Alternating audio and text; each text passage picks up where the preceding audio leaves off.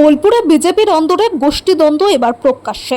বোলপুর সাংগঠনিক জেলার যুব মোর্চার সভাপতি শম্ভুনাথ রায় অভিযোগ করেছেন, বোলপুরের বিজেপি প্রার্থী দিলীপ ঘোষ তৃণমূলের সঙ্গে সেটিং করে বিজেপির নিশ্চিত আসন হারিয়েছেন। তার দাবি, এই ঘটনার জেরে বোলপুরে দিলীপ ঘোষের কোনো রাজনৈতিক কর্মসূচিতে যুব মোর্চা আর পাশে থাকবে না। এই অভিযোগ ঘিরে জেলা বিজেপির অন্দরে রাজনৈতিক চাপানোত্তর তীব্র হয়েছে। শম্ভুনাথ রায়ের বক্তব্য, দলের তৃণমূল স্তরের কর্মীদের মতামত উপেক্ষা করে এমন পরিস্থিতি তৈরি হয়েছে, যার ফল ভুগতে হয়েছে নির্বাচনে। অন্যদিকে পাল্টা জবাব দিয়েছেন বোলপুর বিধানসভার পরাজিত বিজেপি প্রার্থী দিলীপ ঘোষ। তিনি বলেন, নতুন সরকার ক্ষমতায় আসার পর থেকেই পরিকল্পিতভাবে দলের মধ্যে গোষ্ঠীদ্বন্দ্ব উস্কে দেওয়ার চেষ্টা চলছে। তার অভিযোগ, বিজেপির সংগঠনকে দুর্বল করতে ইচ্ছাকৃতভাবে বিভাজনের রাজনীতি করা হচ্ছে। এই ঘটনাকে কেন্দ্র করে বোলপুরের রাজনৈতিক মহলে জোর চর্চা শুরু হয়েছে। বিজেপির অন্দরের এই প্রকাশ্য মতবিরোধ আগামী দিনে জেলা রাজনীতিতে কি প্রভাব ফেলবে, এখন সেদিকেই নজর রাজনৈতিক মহলের। বলছি, অ্যাকচুয়ালি আজকে দুপুর 12টা নাগাদ আমি আমার মোবাইলে একটা ভিডিও পেলাম। ভিডিওটা আমি দেখাচ্ছি আপনাদের। এখানে ভিডিওতে আমাকে কোট করে আমাদের বোলপুর বিধানসভার প্রার্থী দিলীপ ঘোষ মহাশয় এমন কিছু মন্তব্য করেছেন। আপনারা যদি শুনতে পান ভালো করে শুনুন। উনি মন্তব্য করেছেন যে আমরা রিসেন্টলি যুব মোর্চা, বোলপুর সাংগঠনিক জেলার যুব মোর্চার নেতৃত্বে কটা অভিযান করেছিলাম। তার মধ্যে হচ্ছে সোনাঝুরির একটা অভিযান, সোনাঝুরি হাট নিয়ে। দ্বিতীয় যে অবৈধ পার্কিংটা চলছে নিমাই দাস, টিএমসি নেতা নিমাই দাসের নেতৃত্বে, সেই অভিযান, এবং বিশ্ব ক্ষুদ্র বাজার, ওখানে একটা অভিযান। এই তিনটা অভিযান করেছিলাম। এইটা আমরা নিজের ইচ্ছায় করিনি। দীর্ঘদিন ধরে জনগণের বা ওই যে হাটটি আছে, ওই হাটের যে হস্তশিল্পের যে কারিগররা বসে, তাদের একটা বক্তব্য ছিল যে এখন দেখা যাচ্ছে সোনাঝুরি হাটে আমাদের থেকে, মানে হস্তশিল্প যারা করে তাদের থেকে বেশি বাইরের কাস্টমাররা কলকাতা থেকে মাল কিনে এনে এখানে বিক্রি করছে। তার সাথে ওখানকার যারা জমির মালিক আছে পেছনে, তাদের একটা অভিযোগ ছিল তাদের জমি মালিকানা মানে ফ্রডভাবে রেকর্ডিং করে নিমাই দাস ওইখানে একটা পার্কিং চালাচ্ছে। তো আমরা ঠিক করেছিলাম, ঠিক আছে আমরা যাব। তো পার্টি ক্ষমতায় আসার পর আমরা এটাকে মেন ধরে একদিন একটা অভিযান চালাই, এবং অভিযান চালিয়ে আমাদের মেন মুদ্রা কিছু ছিল না। আমাদের মেন মুদ্রা ছিল জাস্ট ওখানে যাওয়া, মানুষকে বা ওই মার্কেটে মানে ওই সোনাঝুরি হাটের লোকেদেরকে একটু আশ্বস্ত করা যে বিজেপি ক্ষমতায় এসছে, আপনাদের যে সমস্যাগুলো হচ্ছে সেগুলো আমরা ঠিক করব। পার্টির বিরুদ্ধে কোনো কিছু ছিল না এখানে। হঠাৎ আজকে দেখছি সেইটাকেই কোট করে আমাদের বোলপুর বিধানসভার প্রার্থী লিখেছে শম্ভু বোলপুর সাংগঠনিক জেলার সভাপতি শম্ভুনাথ রায় টিএমসির বুলি বলছে। টিএমসি যেগুলো করতো, মানে উনি বোঝাতে চেয়েছেন আলটিমেট আমি নাকি টিএমসির কথার সঙ্গে চলছি। এটাই হচ্ছে মেন মুদ্রা। আমি ওনাকে বলতে চাই, তার জন্যে আজকে এই প্রেস মিটটা। আজকে এই যে দিলীপ ঘোষ প্রার্থী হয়েছিলেন, তার যদি মেন ক্যাম্পেনার কেউ হয়ে থাকে সেটা হচ্ছে যুব মোর্চা, বোলপুর সাংগঠনিক জেলার যুব মোর্চা। উনি আমাদেরকে রিকোয়েস্ট করেছিলেন যে যা এই সময় যা দেখছি তাতে আমার খুব অসহায় মনে হচ্ছে নিজেকে, আমি হয়তো জিততে পারবো না, তোমাদের যুব মোর্চার পুরো টিম আমাদের সঙ্গে থাকো। ওইভাবেই আমি একটু এই কথাটা তুলে বলে দিচ্ছি আপনাদের বলতে সুবিধা হবে। সেই ক্ষেত্রে সেইটাকে বেস করে আমরা যুব মোর্চার পুরো টিম, আপনারাও দেখেছেন যারা মিডিয়া আছেন বা সোশ্যাল মিডিয়া আছেন, সবাই দেখেছেন আমরা ওনার হয়ে প্রচার করেছি। এমনকি ভোট হয়ে যাওয়ার পর স্ট্রং রূপ দেখভালের জন্য আমরা দুজন যুব মোর্চার ছেড়ে দিয়েছিলাম। তার মধ্যে বাবু গুপ্তা এখানে আছেন, বাবু গুপ্তা আর টোলা দাও, তাকেও দেওয়া হয়েছিল। তো আমার বক্তব্য হচ্ছে বিভিন্ন দিক থেকে ওনাকে সহযোগিতা করা হয়েছিল, কিন্তু উনি এই কথাটা বললেন কেন? এই যে কথাটা বললেন উনি, আমরা টোটালি ডিসঅ্যাপয়েন্টেড, আমাদের পুরো টিম ডিসঅ্যাপয়েন্টেড এই কথাটা শোনার পর। আমি সেই ছেলে যে 21-এর পর ভোট পরবর্তী হিংসায় গৌরব সরকার মারা যাওয়ার আগে আমার বাড়ি হামলা হয়েছে। আপনারা যদি খবর নেন, 70টা বাইক এসে আমার বাড়িতে হামলা করেছে। আমরা আজ পর্যন্ত টিএমসি কেউ প্রমাণ করতে পারবে না আমরা টিএমসির সঙ্গে কোনো যোগ সাধন করে পার্টি করে চলেছি। কেউ একটা প্রমাণ করতে পারবে না আমরা টিএমসির কাছে 1 টাকা পর্যন্ত নিয়েছি। কিন্তু এই যে দিলীপ ঘোষ, এই দিলীপ ঘোষের এগেনস্টে একের পর এক স্ক্যাম আছে এখন পর্যন্ত। ইনি 3বার দাঁড়িয়েছেন বোলপুর বিধানসভা থেকে, 3বার দাঁড়িয়েছেন। একবার 13,000 ভোট পেয়েছিলেন, একবার 6,000 সামথিং ভোট পেয়েছিলেন, আর এই প্রথম এই ভোট পেয়েছেন। আপনারা সবাই জানেন সেটা ওনার কোনো কৃতিত্ব নয়, কৃতিত্ব হচ্ছে জনগণের, হিন্দুত্বের ভোট হয়েছিল। তারপরে আমাদের তো দুর্ভাগ্যের বিষয় বা ওনার দুর্ভাগ্যের বিষয় আমি বলবো, যেখানে আমাদের বোলপুর সাংগঠনিক জেলায় কেতুগ্রাম, মঙ্গলকোটের মতো বিধানসভা জিতে গেল বিজেপি প্রার্থী, কিন্তু বোলপুরে 28% থেকে 30% মুসলিম ভোট থাকতেও তিনি জিততে পারলেন না। তাই এর পেছনে কারণ কি? এর পেছনে কারণ একটাই, উনি এখন পর্যন্ত সেটিং করে রাজনীতি করে এসেছেন। আজকে যদি সেটিং করে রাজনীতি না করতেন তাহলে দিলীপ ঘোষকে দায়িত্ব করে আমি বলতে চাই এখানে এই প্রেস মিটের মাধ্যমে, যদি আপনার দম থাকে কালকে আপনি চ্যালেঞ্জ করুন যুব মোর্চার সঙ্গে, আপনি একটা মিটিং করুন, আমরা একটা প্রোগ্রাম করছি, আমি কথা দিলাম আপনি 15টার বেশি লোক বার করতে পারবেন না। আজকে বিজেপির এই হাল যদি হয়ে থাকে বোলপুরে, সেটা শুধুমাত্র দিলীপ ঘোষের জন্য। দিলীপ ঘোষ কোনোদিন পার্টিটাকে বাড়তে দেয়নি, তার প্রমাণ হচ্ছে এই প্রথম দেখুন যুব মোর্চা এত খাটলো ওনার জন্য, আজকে উনি যুব মোর্চার এগেনস্টে এরকম বক্তব্য দিয়েছেন। এই যুব মোর্চা এত কাটলো ওনার জন্য।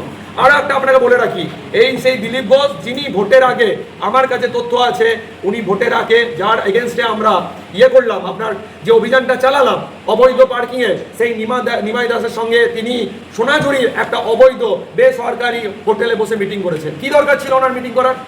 যেখানে এইবারের ভোট হিন্দুর একত্রীকরণের ভোট চলছে, চারিদিকে হিন্দুরা একত্রিত হয়ে বিজেপিকে ভোট দেওয়া প্ল্যানিং করছে, আমরা সবাই বুঝতে পেরেছিলাম, যতজন আছি সবাই বুঝতে পেরেছিলাম যে হিন্দুর ভোট কনসেন্ট্রেটেড হচ্ছে এবং সেটা বিজেপিতেই করবে। তাহলে কি এমন দরকার পড়েছিল দিলীপ ঘোষের যে নিমাই দাসের সঙ্গে বসে মিটিং করতে হবে? দ্বিতীয়, প্রত্যেকটা প্রোগ্রামের আগে উনি ক্যান্সেল করেছেন, নিজে থেকে ক্যান্সেল করেছেন।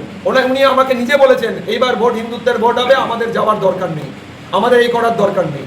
তো আমার পুরোপুরি আমি আজকে মানে একদম শিওর যে উনি বিজেপি নাম করে নিজে টিএমসির সঙ্গে সেটিং করে আমাদের এই সিটটাকে হারিয়েছে। নাহলে এই সিটটা কোনো মতেই হারে না, এই সিটটা হারার সিট নয়। আজকে ওনার এই হারার জন্য, ওনার এই সেটিং করার জন্য আমাদের রাজ্যকে কথা শুনতে হচ্ছে। আমরা যখন কোনো মিটিংয়ে যাচ্ছি, আমরা যুব মোর্চার জেলার যখন কোথাও ডাক পাচ্ছি আসানসোল, দুর্গাপুর বা কলকাতায়, ওখানে গিয়ে শুনতে হচ্ছে আপনারা তো হেরেছেন, আপনার একটা ভিআইপি পাসের জন্য আমাদের করতে হচ্ছে, রিকোয়েস্ট করতে হচ্ছে, পাচ্ছি না আমরা একটা ভিআইপি কার্ড। তো আজকে এই জন্যই আমাদের এই প্রেস মিটটা।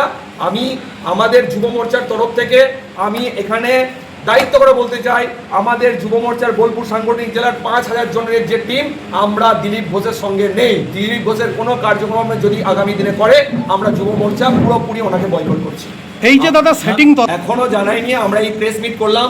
আমি ভার্বালি আমাদের সাংগঠনিক জেলা সভাপতি সম্মানীয় শ্যামাপদ মণ্ডল মহাশয়কে জানিয়েছি, আমি ওনাকে বলেওছি এটা আমার প্রেস্টিজের ব্যাপার, উনি যেই কাজ করেছেন আমার প্রেস্টিজের ব্যাপার, এর এগেনস্টে আমি বাইট দিয়ে দেবো, প্রেস মিট করবো, আমি এইটুকু জানিয়ে রেখেছি। তবে আমাদের যুব মোর্চার তরফ থেকে আমরা খুব তাড়াতাড়ি ওনার এগেনস্টে একটা লিখিত আমরা রাজ্যে প্লাস আমাদের জেলার প্রেসিডেন্ট শ্যামাপদ মণ্ডল মহাশয়কে দেবো। যারা বলছে তাদের কাছে যদি কোনো প্রমাণ থাকে আপনারা জিজ্ঞেস করুন যে কোনো প্রমাণ আছে কিনা, বা তৃণমূলের কোনো নেতা কথা বলছে কিনা। এখন যে অন্যায় তারা করেছে তৃণমূলীরা, আমি তা নিয়ে সোচ্চার আছি। আপনারা দেখতে পাচ্ছেন আবাস যোজনা নিয়ে যে কাণ্ড করেছে, আমি যদি আমার সঙ্গে সেটিং থাকতো তাহলে আমি এই সত্যের লাইনে তাদের বিরুদ্ধে জবাব ঘোষণা করতে পারতাম। এটা খুব স্বাভাবিক। আর যারা বলছে তারা কেন বলছে, কোথা থেকে বলছে, কি কারণে বলছে, প্রশ্ন তাদের করলেই হয়। এই প্রশ্নের উত্তর আমি করবো, কারণ আমি ওই রাজনীতি করি না। হেরেছি, জিতেছি, হারা জেতাটা আমার উপরে নয়। আমার ভগবান শ্রীকৃষ্ণ বলে কর্মণ্যবাদীকে রাস্তায় মা ফলেছে করেছেন। আমি লড়াই লড়েছি, জান প্রাণ দিয়ে লড়াই লড়েছি, তা সত্ত্বেও মানুষের রায়কে মেনে নিতে হবে। আমি হেরেছি, এবং হারার পিছনে যে কারণগুলো, তার অন্যতম কারণ ছিল যে এখানে আইএসএফ ক্যান্ডিডেট দিয়ে দিয়েছিল মাঝি ক্যান্ডিডেট, যেখানে 20 থেকে 25,000 আদিবাসী ভোট আছে। সেই ভোটটা কেনার জন্য আমি এই নওশাদ সিদ্দিকীকে দিয়ে এই কাজটা করিয়েছিল। বোলপুর সিটে তুমি ক্যান্ডিডেট দাও, যত টাকা লাগবে আমি এটা করিয়েছি। এবং মাঝি ভোটটা, যেটা আমাদের ভোট ছিল, আইএসএফ এ চলে গিয়েছিল কিছুটা, ম্যাক্সিমামটাই। সেই জন্য ওটা একটা কারণ। আর অন্যান্য কারণ কি আছে সেটাও আপনারা কম বেশি জানেন। হিন্দু মুসলিম জয়েন্ট বুথ যেগুলো, মিক্সড বুথ, সেই বুথগুলোতে মুসলমানরা হুমকি দিয়েছিল 4 তারিখের পরে দেখে নেবো রেজাল্টের পর কত ভোট বিজেপি পেয়েছে, তাহলে তোমাদেরকে উচ্ছেদ করবে, গ্রাম সারা করবে। মানুষ 21 সালে আর সেই অত্যাচারের দিনগুলো মনে রেখেছিল। আর যদি বিজেপি ক্ষমতায় না আসলে মেরে তাড়বে, হয়তো সেই ভয়ে যে গ্রামগুলোতে হিন্দু মুসলিম জয়েন্ট বুথ ছিল তারা আমাদেরকে ভোট দিতে সাহস করেনি। বা আমরা দলগতভাবে মানুষকে সেই আস্থা বা ভরসা দিতে পারিনি, যার জন্য হয়তো তারা করতে পারে। তো আমি আমার লড়াই লড়েছি, সেখানে কোনো ভেজাল ছিল না। সেটা বোলপুর বিধানসভার সব মানুষ জানে। সকাল 9টা থেকে রাত্রি 8টা পর্যন্ত আমি অক্লান্ত পরিশ্রম করেছি, চেষ্টা করেছি মানুষের দরজায় দরজায় পৌঁছাতে, না পারলে আপ্রাণ চেষ্টা করেছি, কিন্তু সরকারি নির্বাচন কমিশনের বিধিনিষেধ মেনেই তখন কাজ করতে হয়, নিজের হিসাবে চলা যায় না, পারমিশন নিয়ে সেই মতো কাজ করেছি। এখানে কোনো ভেজাল ছিল না। তারা যে তারা ভগবানের কাছে আমি ছেড়ে দিয়েছি, এটা আমার ব্যক্তিগত বিষয়। আমি আমার কর্ম পালন করেছি। দাদা, তিনিও বিজেপি করেন এবং আপনিও বিজেপি করেন, আপনি একজন বোলপুর প্রার্থী ছিলেন, সেই তুলনায় আপনাকে এরকম ভাবে মন্তব্য করছেন, আমি তার এই মন্তব্যের কোনো উত্তর আমি দেব না, কারণ আমার লেভেলটা তাদের সঙ্গে এক হয়ে যেতে পারে না। আমি বিজেপি করেছি বোলপুরে যখন থেকে 1982 সাল থেকে সংঘের স্বয়ংসেবক, এবং একটা আদর্শের প্রতি আমি আমার আনুগত্য আছে, ছিল, আজও আছে, এবং আমাদের একটা মিশন আছে, বৈভবশালী ভারত। কারণ বৈভবান্নে মেয়ে পুত্র বিদক্ষ রাষ্ট্রম বলে আমাদের একটা প্রার্থনা মন্ত্র আছে। আমাদের লক্ষ্য ভারতকে বৈভবশালী করতে হবে।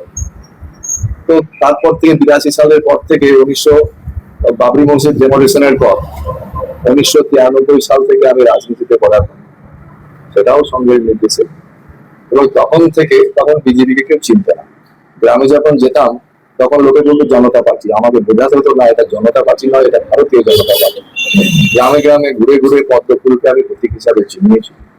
মানুষ সিপিএম এর আমল সাম্প্রদায়িক তকমা দিয়েছে, আমি বোঝাবার চেষ্টা করেছি, লড়াই হয়েছে, সংঘর্ষ হয়েছে। আমি তখন থেকেই গ্রামে গ্রামে ঘুরে ঘুরে সংগঠন করে আসছি। এখন বিজেপির সুদিন এসছে, অনেক মানুষ আসবে, আসাটাই স্বাভাবিক, অস্বাভাবিক কিছু না। প্রতিদ্বন্দ্বিতা থাকবে, সেই প্রতিযোগিতাতে কে কাকে কালিমা লিপ্ত করতে চাইছে সেটা তাদের ব্যাপার। আমি কাউকে কালিমা লিপ্ত করি না, কেউ বলতে পারবে না মিডিয়ার সামনে আমি কোনো নেতা নেত্রী বা কার্যকর্তার বিরুদ্ধে কোনো মন্তব্য করেছি।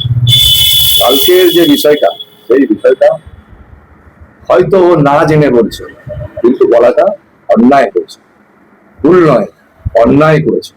তার কারণ হচ্ছে শিবপুর মৌজার যে জমি শিল্পের জন্য অধিকৃত জমি, সেই জমিতে শিল্প তো হয়নি। তৃণমূল ক্ষমতায় আসার পরে সমস্ত আন্দোলন, সমস্ত কার্যক্রম, সমস্ত প্রক্রিয়াকে ধ্বংস করে দিয়ে সেখানে প্রমোটারি শিল্প ব্যবস্থা করেছে।